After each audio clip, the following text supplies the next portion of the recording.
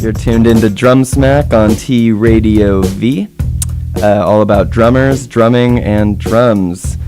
Jeff's on the road in Grand Rapids, Michigan tonight, and there he is. There he is, getting ready, getting settled. How are you? Doing good, man. Doing good. You all right? You're a little flustered? Well, no, we just actually literally got done playing like 15 minutes ago. So, what you can't see is, we're done. People are leaving, but they're just striking all the gear and everything. So, if you hear some clanks and hopefully no cables will kind of drag the camera down. But wrapping up here in Grand Rapids, Michigan, at the Tip Top. And had a great night. How'd it go? Was it a good show? Yeah, great show. I had a great time. The band, we're playing every night. So when you do that, you just kind of, naturally you're going to get tighter, and they're just, the chemistry and just stretching certain parts of the tunes. And it's really good. I mean, it's definitely, really a lot of fun. We've been traveling a lot the last couple of days, so it's been kind of like the scramble, but it's been pretty fun for sure. Right on. Well, that's good to hear. That's good. So you're holding down the fort, I hear. Is this right? I am. Yeah, I'm holding it down in here. It's a big empty studio with just me here in it. I can tell you that. Yeah, Brad had to ditch us because he had some things to do in Malibu, huh? Oh yeah, tough life, Malibu. Yeah, it's got to be rough out there right now.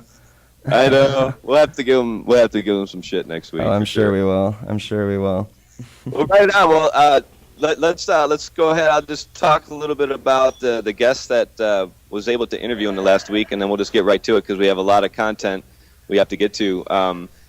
The first interview, last week, Monday, I met the Texas Tornadoes drummer, Ernie Durawa, and had a great time. And, when you meet someone and you just kind of hit it off, it's very much like that with Ernie. And I had a chance last Wednesday he took me around Austin and went to the Elephant Room, and got to see another friend, Brian Mendez from LA, and heard this awesome jazz band, and riding around Austin with them, and everyone knows who he is, and it was just a great time. So Ernie, thank you so much.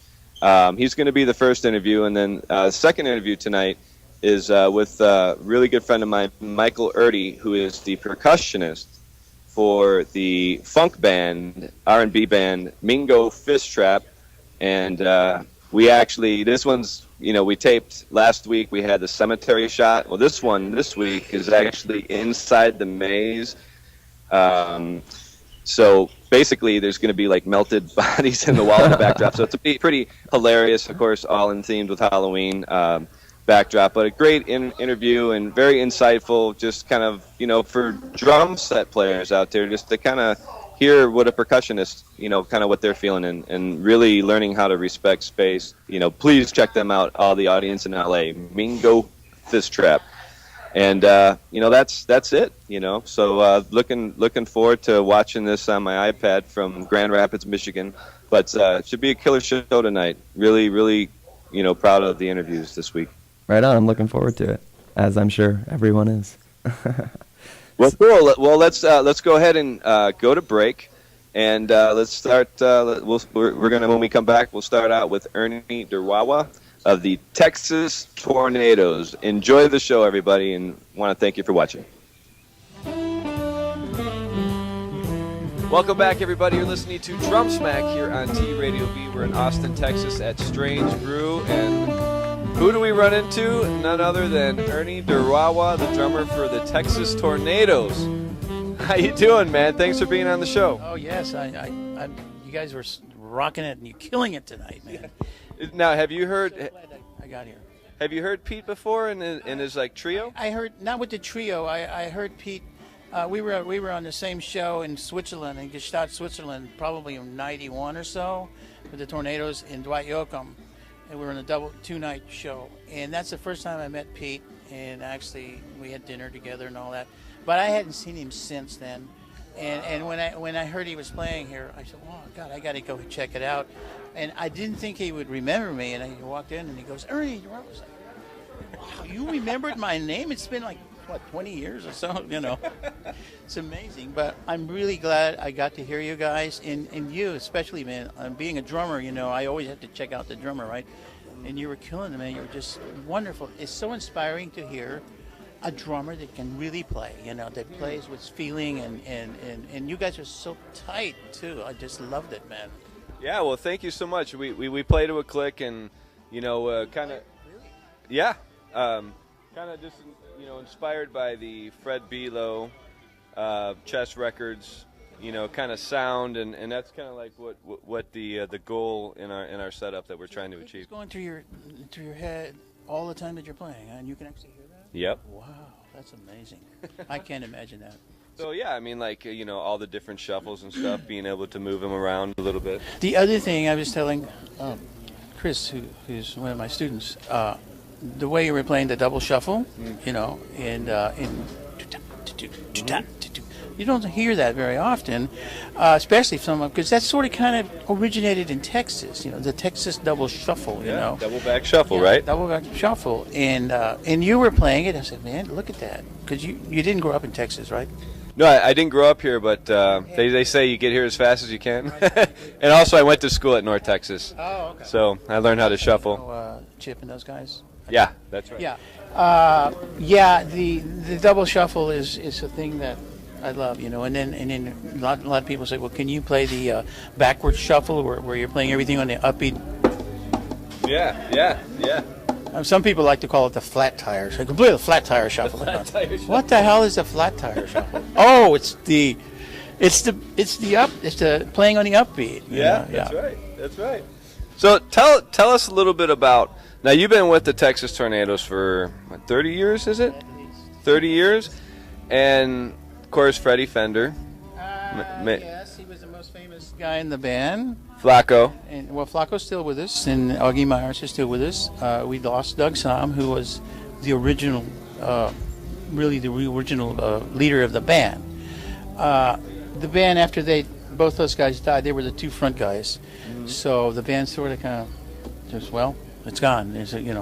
But then Sean Somm, who is Doug Somm's son, decided after so many years, he came back and said, you know what, we need to do this. We need to do this again. So Sean is doing his dad's part, Doug's part, and then we have a guy named Nuni Rubia who sort of kind of took Freddie Fender's part, and sometimes we have Louis Ortega, who lives out in California, who's an original member, and so the music is still there. And so we went out and we did these shows, and I was wondering, okay, are the people going to accept us without Doug and Freddie? Well, they have, because the music is still there. All the hits that Doug wrote and all that is still there. The people love it. So we were just in Las Cruces last Saturday. People went nuts. We're being Cuero. We got a few gigs, And then a lot of times when we go to Europe, we go as the Sir Douglas Quintet, because that was the previous, before it became the Texas Tornadoes. It was a Sir Douglas Quintet, So, but Flacco's still playing great, and Augie's still playing good. I worry a little bit. I'm one of the young guys in the band, because I am 70. Those guys are 73 and 74. Really? So I'm one of the young guys in the band. Did they give you a hard time about that? No. But now Sean is like 45 or 48 or something. He's really, Wow. So we got these, and we got a couple of other guys. We have a guy that is our stage manager, but he doubles as a harmony singer, and he's got a great voice. Neil Walker. He's like, I don't know, maybe he's 40, 45. So we got these three young guys in the front and then three old guys in the back. Because Speedy, our bass player, is like 66. You're yin and yang, right? Yes, exactly. But we're having so much fun. And I'm going to, say, well, when are you going to retire? I go, you know what? Drummers, you just play till you drop. Yeah. I guess, I mean, I'm still plugging away at 70, and I don't see any sign of stopping. Well, you know a thing or two about playing a shuffle and stuff. I mean, can you tell us early on who your inspirations were and who you were listening to, kind of early on, different players that inspired you to create your sound? Well, I started listening to the bands. I didn't really know who the drummers were, but when I started up, listening to, I was listening to a lot of oldie stuff like Fats Domino, and I guess that was Earl Palmer, maybe was the drummer. Earl Palmer, yeah. Yeah, and of course Hal Blaine, who's a dear friend of mine, it was an inspiration. But then, I started going, well, okay, Gene Krupa, Buddy Rich, so I listened to jazz, like, oh wow, I discovered their music, It's just funny because I ended up studying with Roy Knapp in Chicago, and Roy Knapp was Krupa's teacher, Louis Belson's teacher, Hal Blaine's teacher, you know. And so he was 83 when I met him, so I went up to Chicago, and so I just frequently just happened to be playing in the basement of this place where Roy Knapp lived. And I met his son, and pretty soon the next thing I was doing, I was taking private lessons with Roy, just fundamentals, studying out of the syncopation and all these other, in these personal manuscript that he wrote. Because he never wrote any books. All his stuff was personal manuscript. There was never a Roy Knapp book. But Roy Knapp was one of the guys that developed the rudiments, you know, the NARD with him and Ludwig. And pretty phenomenal story, you know. Yeah. But as far as, you know, I always listened to a lot of different drummers. There were some guys that nobody ever knew that just played that double shuffle. But see, with Roy, the way he taught it to me, and that's what you were doing tonight, is the old rebound, rebound, rebound, rebound, rebound, rebound, rebound, which is basically a double stroke, right? Right, yeah. And I was telling Chris about that. I said, you know, a lot of drummers use single strokes, but they hardly ever use double strokes. And for the shuffle, you really need that double. And there's so many variations of the shuffle. You know, you've got the jump beat where it's just like Louis Prima and those guys, they used to play the double shuffle really fast, like dun dun dun dun dun dun dun dun. I said, how in the world can he do that, you know? Yeah. And then, of course, accenting the 2 and the 4, which is what you were. I was really impressed with the way you were playing that tonight. You know, really. Oh, thank you so much. So authentic, man. I mean, you were really like, wow. It was hard. Yeah. As you were playing that shuffle, you reminded me a little bit of Chris Layton with Stevie Ray Vaughan. He had that, I call it kind of a lazy kind of. Yeah, that's right. Yeah, it's like, wow, that's really cool, you know. And it's a feel. It's also a feel. That's the other thing, man. You know, I mean, we can learn all this technique, we can learn all the reading, we can learn, but that feeling, man, that's. Which is important to learn, but the feel part. I mean, at the end of the day, right? I mean, it's just how you make the music, how you make it move. Really enjoyed the show tonight. You guys were just amazing, and then when you told me you were playing with a click track, I went, oh my god. I had to do that in the studio one time and cut an album because I'm from the old school, so we never used click tracks. You know, we just go in there and record, and we play gigs. In Tornadoes, we don't use click tracks. You know, we just play. You know, but I can't imagine. You know, I did a whole album with click track. You know, but it was painful for me because I wasn't used to hearing that in my ear. Clack, clack, clack, clack. And I once heard Jim Keltner say that he hated click tracks too. I was like, well, Jim Keltner is, you know, maybe so. I don't know. But, yeah. You're listening to Drumsmack on a T Radio V. You're listening to Drumsmack on T Radio V.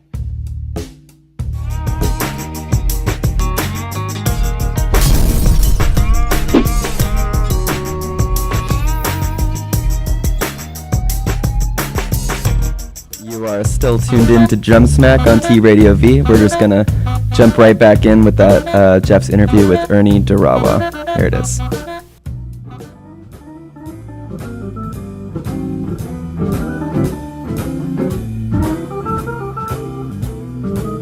I can't think that far ahead.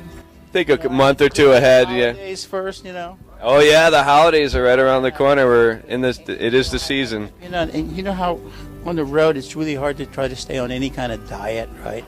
So I've been on this exercise program, going to the gym every day and working out, and I've already lost about 10 pounds. And you know what? I feel good, man, because I feel more. I have more freedom, you know. Yeah. And what I'm trying to do is just stay alive at my age, you know. You know what I mean? But we're fortunate that as drummers, we get all that aerobic exercise, you know. Yeah. I mean, obviously, don't you ever feel like when you come out, your heart's kind of my age, end up having arthritis or carpal tunnel. I've had trigger finger, you know, repetitive motion injury. That somehow it went away. I did have a cortisone shot once, and it went away. But now lately, it's just my hands are they're working good still, and I feel, wow, that's good, because most people end up that way and they can't play anymore, you know. Think that's just a product of bad technique? I think it is. I really think it is, because I was thinking exactly that, because I was watching a drummer, was it last week, and he was so stiff. He was like like that. I go, oh man, he's gonna hurt himself doing that. He was trying to. Yeah, he was actually quote a jazz drummer, trying to play rock. And instead of ding ding ding ding ding like that, he was like this, and I went, oh man, he's not really stressful. Yeah, I knew he's got to be hurting himself. I was just thinking it was a band that opened for us. Ernie, let me ask you one more question, and then we'll go ahead and wrap it. I'd love to have you on the show when you actually come out to NAMM, and we'll talk about that. We'll try to have you in studio, maybe out there in Hollywood. But one last question: talk a little bit about your setup and how you tune your drums. I like to make sure that all my drums have bottom heads. In the old days, like when I was playing, like in the '60s, '70s, like Hal Blaine had started that no bottom head kind of sound, with the hydraulic heads. Yeah. But now I don't really tape my drums. I don't put any gel on it or everything. I like for them to ring. I have Yamaha. I use Yamaha drums. I like the double toms. I like, floor tom. I like to have 4 drums because if I'm playing fills and stuff, it's easier for me to play. If everything's in 4/4, I can have the 4 drums. I can fill it. It just makes more sense. If I'm just playing 3 drums, then I've got to make up for one that's missing with my fill, and so it kind of messes with my head a little bit. Cymbals, I have. I'm a Paiste Dorsey and a Yamaha Dorsey as well, but. Cymbals, I have. I use two crash cymbals, and then I have the ride, and my hi-hats are real tiny. I have 12-inch hi-hats, but they don't even make them anymore. But I like the high pitch of them. And when I play with a Tornado, it's a lot of boom chuck 2/4 boom chuck boom chuck boom chuck boom chuck. So that really cuts through it really well. Tuning, I just go from my snare is high, first time is a little lower. Okay, so you Dum, dum, dum, dum, dum. yeah, okay. Yeah, like the thing about the drum kit is they're going to sound different in every venue that you play. They sound different everywhere. Well, Ernie Durawa, drummer of the Texas Tornadoes, man, it is an honor and a pleasure to meet you, man. He's brought a smile to your face. All right, everybody, you're listening to Drumsmack here on T Radio V. Ernie Durawa, everyone, drummer for the Texas Tornadoes. Just jump right in with another one we're really excited about. Percussionist Mikel Urdy of one of Jeff's very favorite bands, Mingo Fishtrap. So let's just jump right in with that.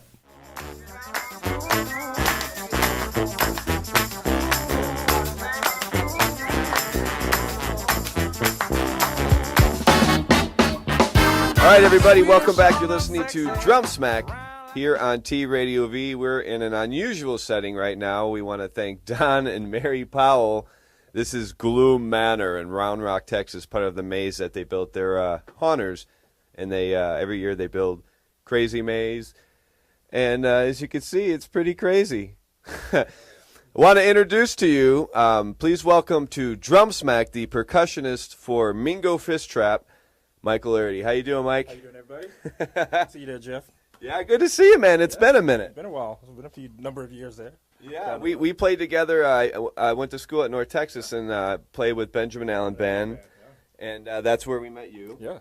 And then, of course, you played percussion with Monty Montgomery. Montgomery for about 9 years now. I was playing with a few other people in Austin, Malcolm Milligan, Lisa Tingle, a number of other people around, and now playing with Mingo Fishtrap, R&B soul band out of Austin, originally out of Denton, yes. UNT, most of the UNT guys there. So it's going fun. That was one of my favorite bands, man. Like, I remember one of the first times I heard them when I was, first started going to school, and it was like, are you kidding me? And I'm not really much of a dancer, right? I mean, I'm about as flexible as a 2x4, but like when you guys started playing, it was just sick. The new Mingo stuff is just phenomenal. I guess compared to what you guys were listening to back then, but it's gotten so much better. The new writing, the new material that we're doing, we're working on a new CD, which will be out pretty soon. I'm not exactly sure when the months are going to come, when it's going to come out, but it's I'm very excited about it. It's really good. We've gotten a lot of good press, a lot of good reviews from it already. Some of the stuff we've been put out. We're with Intrepid Artists Entertainment. That's our booking agent right now, and they're putting us all across the country and Been out on tour for about 2 months, a little over 2 months, and got to hit it with Sheryl Crow and Trombone Shorty and There you go. Dumpster Funk, and Yeah. it's been pretty good. It's good traveling. Yeah. Tell us a little bit about like the new record and like you're playing percussion and stuff on it. I mean, like how does it? I mean, is it kind of how is it different from the older stuff? And describe a little bit in detail, kind of like what it's kind of turning into or evolved to. I think it's we're trying to get in away from more of the Tower of Power now. I would say Sure. it still has maybe one or two songs, maybe still have a little, it's got to have that little influence there, but Yeah. it's gotten more on the funkier Earth, Wind, and Fire kind of side. I want to say. Oh wow. We spent a lot of time in the studio working on this thing. It's been almost 4 years, and working on this thing. And Roger Blevins Jr., the primary songwriter, singer, guitar player, is just a phenomenal writer. I mean, he just cranks out tunes just off the top of his head, and it's just a blast to play. Yeah. Especially with the overall instrumentation and playing with Chip Vinehouse, the drummer. We got our keyboard players, Dane Farnsworth out of Maine. Bone players, Zoel Waterhouse out of Austin as well. Another Zoel, yeah, out of Austin, and went to Texas State down there, San Marcos, where I went to Texas State as well. That's right. And of course, you probably remember the horn players. Dan Bechtold, of course, still on tenor, and Steve Butts trumpet. And it's just blast playing. He's still like doing all the tricks and everything, the twirls and all the. They're kind of doing a little bit more. We've gotten away from wearing the suits. We're not doing the full black suits anymore, like the old soul bands are doing. But it's we've kind of doing more just whatever what looks good for a bunch of guys like us, and we're a bunch of old guys, but I won't say. Well, tell us a little bit about your setup. My setup right now, I'm using Tycoon Percussion. I'm endorsed by them, and I have two congas set up. I'm using a conga and a tuba, and my bongos, and 1415 brass Tycoon timbales as well, other little bells and stuff. And for soul music like this, that's pretty much what you really need. I mean, and surprisingly, a lot of the old school soul, the most important instrument in that setup is probably a tambourine, and if you listen to a lot of the old soul stuff back in the 60s, 50s, 60s, and that's one of the hardest instruments to play, and I'm still learning, it's taken a while, but I've watched a lot of great players and just picked up a lot of stuff.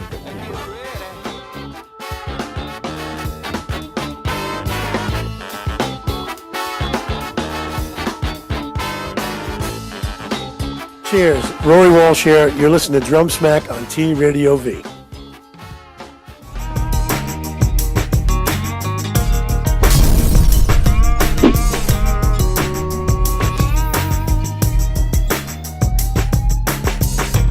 Get back to the drumming. Here's the Mikel Urdy interview, part 2.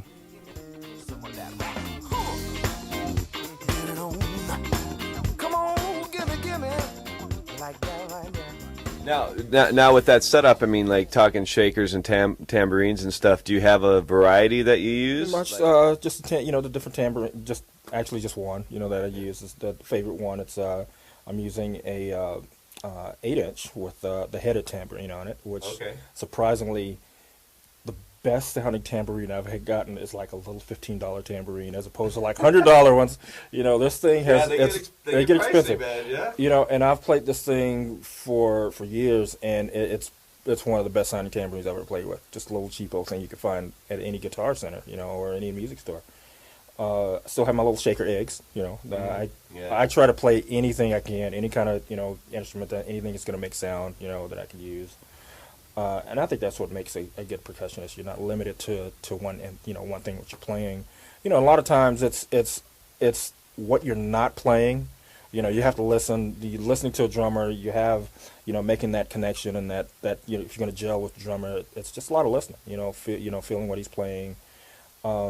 Respect the space, right? Yeah, absolutely. If he's good enough drummer, he can leave enough space for me that I can slide in and add a little spice to it, and that's not very much, and that's what a percussionist should be doing. And you were mentioning that you just got a new stick endorsement. and Silver Fox, which I think are great drumsticks, and I got some from NAMM this last year and loved them. And they make like a timbali stick. They make a timbali stick. It's called the El Cajon, and it's surprisingly the exact same size as what I'd be using with any other brand company. And sure. It's the feel, the weight, the sound. I think they're really good. So I'm definitely going to stick with them.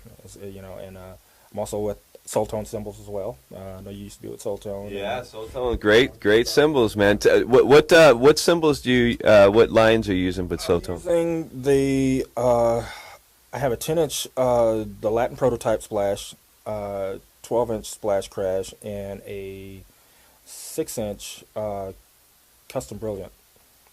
Oh wow! Yeah. All right. And about to get a few more in the next week or so. And those are cutting through pretty nice. Oh yeah. And I like a lot of the little thin ones I could play with hand. By hand. The Latin Prototype is fantastic. And I really dig it. Love those things. Yeah.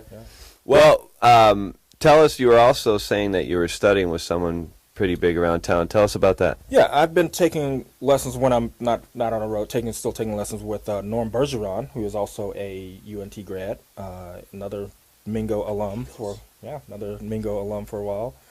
Great percussionist. I mean, he's just phenomenal, and a set player. He studied with Giovanni Hidalgo, so I'm getting a little bit of that on the back end. Yeah. I've been playing percussion for over I've been playing drums for 30 some odd years, and basically playing percussion less than that, about 20 years or so, and never really had a lot of formal training in that, and especially percussion. Just a lot of watching and listening to some of the great players, Giovanni, Luis Conte, all the cats like that, played on some of my favorite albums back then, and a lot of the tunes I listened to, the Earth, Wind and Fire kind of stuff, and even Huey Lewis and the News had some stuff, when they do a lot of live stuff, Chicago. Sure.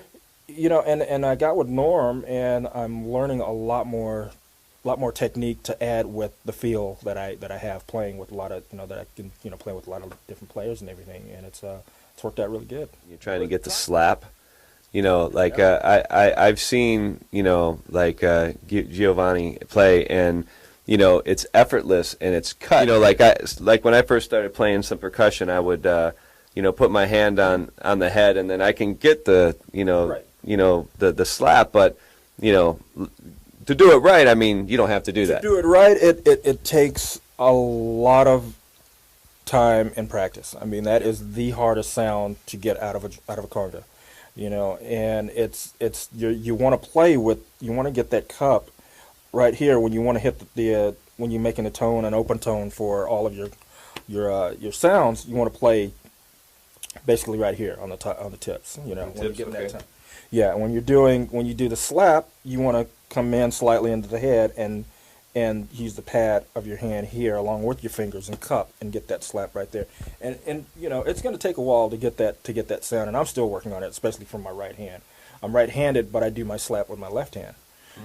And since I've been playing with the left hand so much, it's a lot easier for me to do that. And I'll sit at home for an hour and just watching TV and just doing this. Sit and have the drum right here in front of me. I'm watching the tube, and I'm just trying to get that sound and just work up. It's muscle memory. Just get that, just keep playing and just practice. Practice. Now, tell us a little bit about how you tune them. Tuning is another story. Yeah.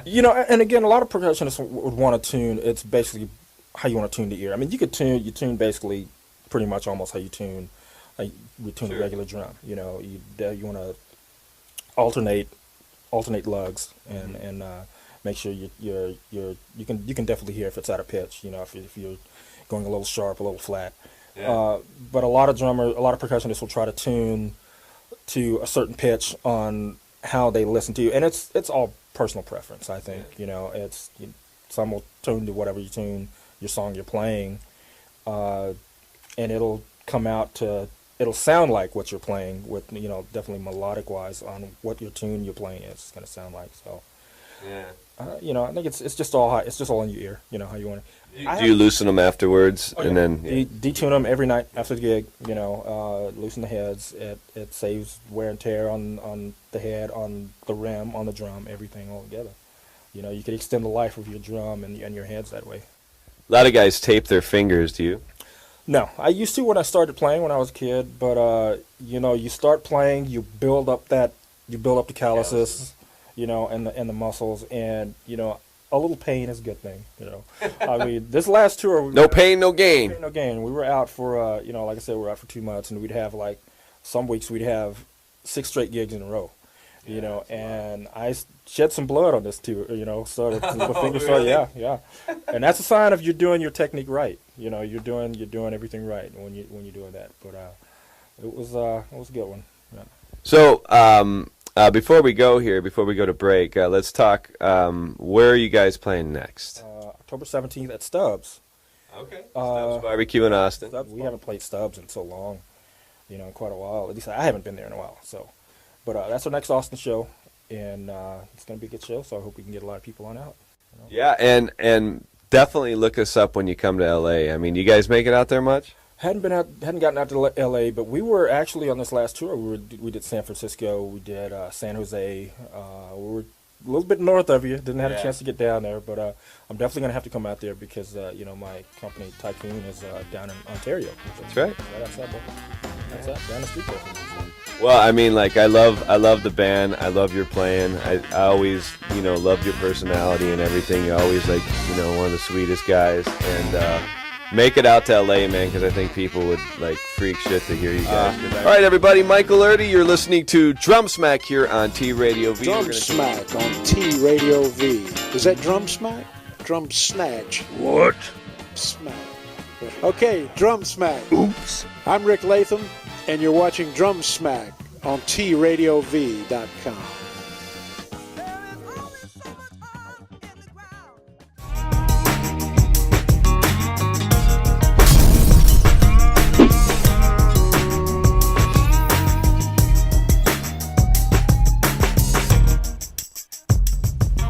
You are listening to Drumsmack on T Radio V. Drumsmack.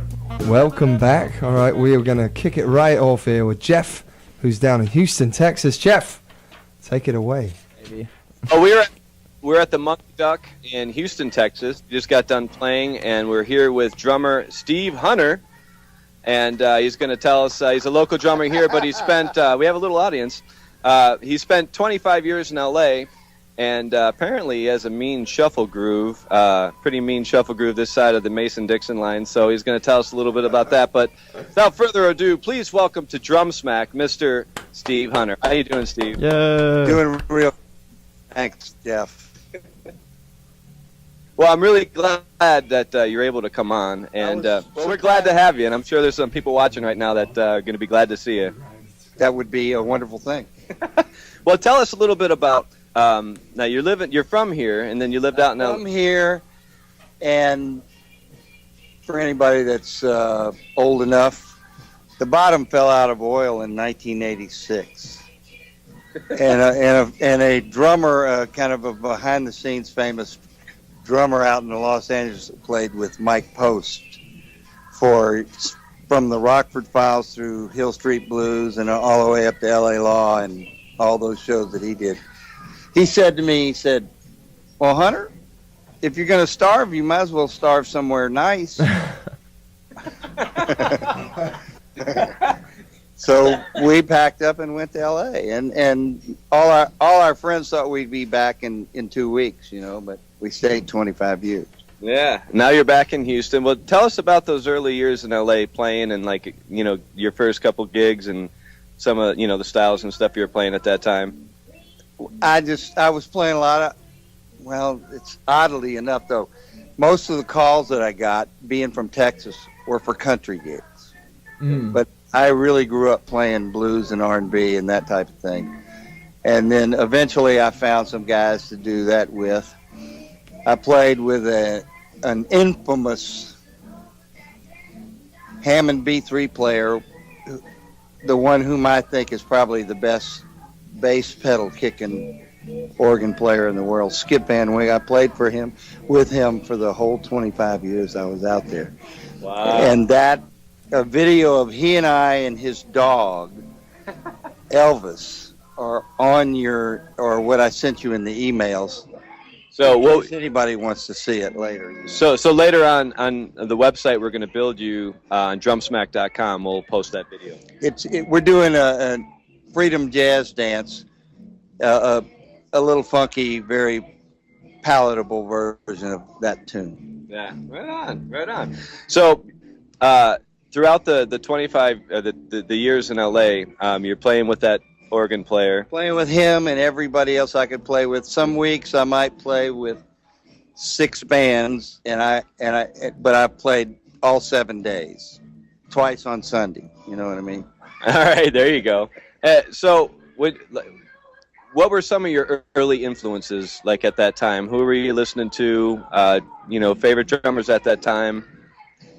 Well, not so much a drummer influence, but I was a big Crusaders fan and freak, and of course, like everybody else, I've always been very, very fond of a Gadd, like Purdy. You know, I'm a big fan of Jordan. I've met Gadd and hung with him a little bit, and also Peter Erskine. Erskine's been very, very kind to me, but anyway. Yeah, there you go. So now you're here in Houston. Now I'm back. I'm just trying to get back in the groove with people here. I still had lots of friends here, and I'm meeting new ones. I mean, because the town's changed so much. It's so much bigger than when we left. Exercise. Oh man, I mean, it just, you know. Well, tell us what kind of kits you have and some of your equipment that you're using these days. The kit, Joe Hibbs, who was with Tama years ago, gave me a set of Stark Classics when they first came out, and Steve Turpak's been very kind to me over the years, and I've got a nice set of, or a couple of sets of K Zildjians.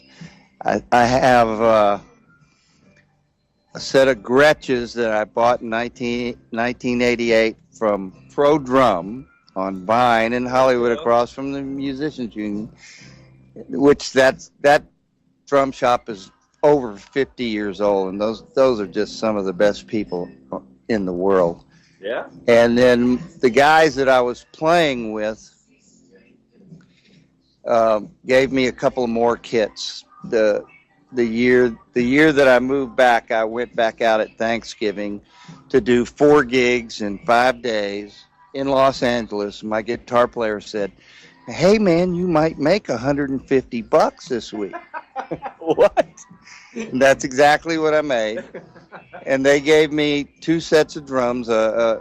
They'd taken a Yamaha recording series kit, 8, 10, 12, 14, and it was a 22. Oh, and it had a 16 too. And they took the 16, turned it into a bass drum. All right. And so we take the 8 and the 12 and put that with the 16. And I got a couple of 13 piccolos to sit behind it because a 14 just doesn't look right.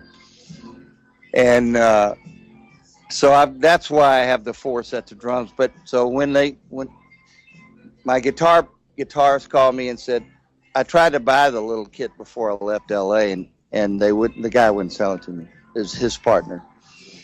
And he says, but they called me before I come out for that. It was Thanksgiving, and says, "Hey, we're going to give you the kit."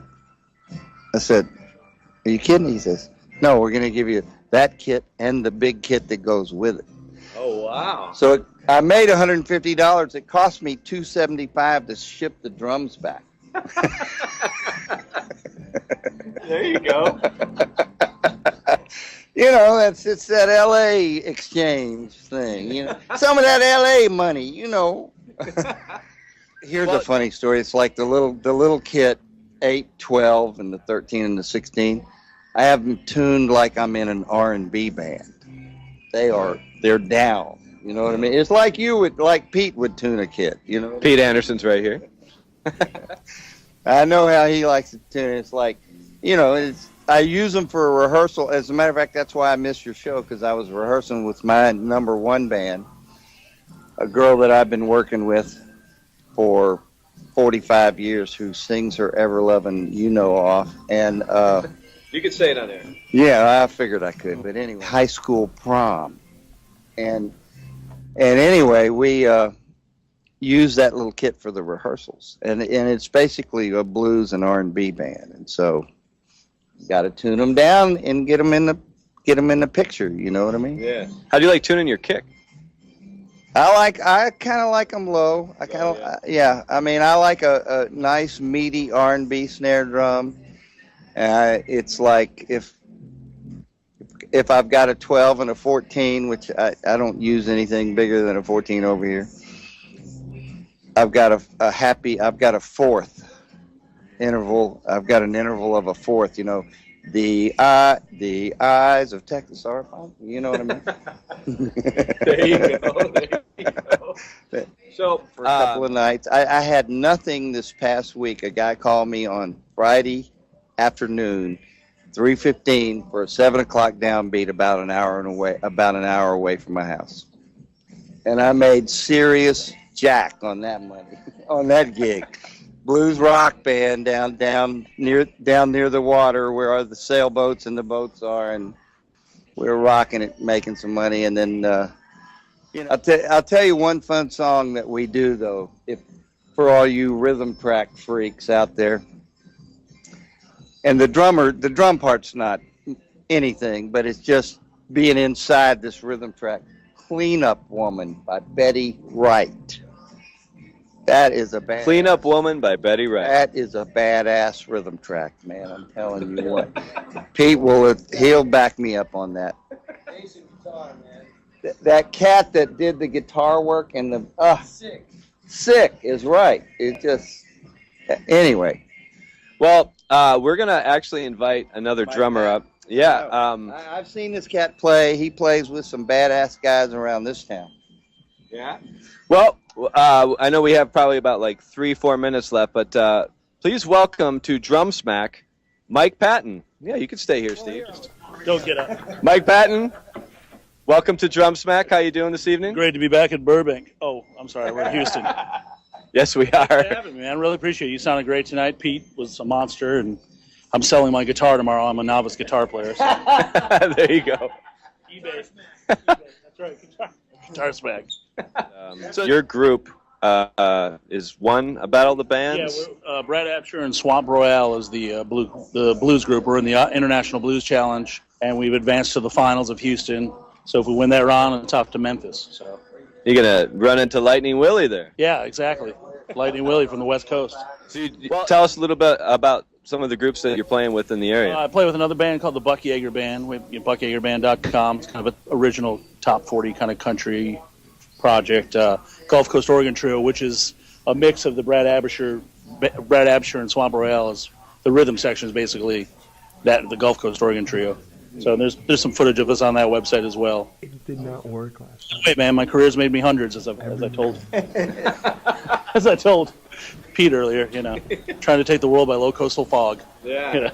So who are some of your inspirational players that you like? Well, I usually can't, but there's Steve Gadd, of course, the Groove King, Steve Jordan. We were talking, and there's another guy from Houston that the world needs to know about. A guy named Todd Harrison, who is just.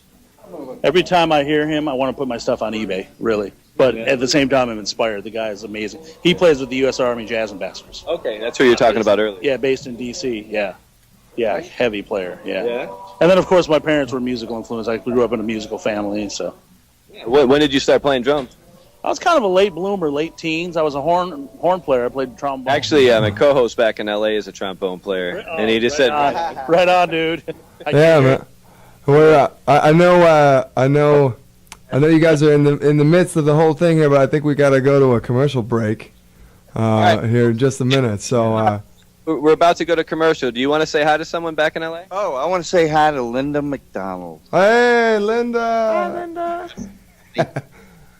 Of course. I'll say hi to my some of the family watching. My cousin Tom, my brother Joe, and hopefully my mom's out there watching. Hey, tell us the name of your band one more time. man. Yeah. Tell us the name of your band one more time. Brad Absher, Swamp Royale is one of them. Gulf Coast Oregon Trio, and Buck Yeager Band. All right. You have any other bands? No, I'll just say that bad boys that he plays with. All right, and I have a shout out to a friend here that couldn't make it out tonight, Judy Weber. I love you. I hope all is well. You are listening to Drumsmack here on T Radio V, live from Houston, and we'll send it back to LA. Thanks so much. Enjoy the rest of the segments.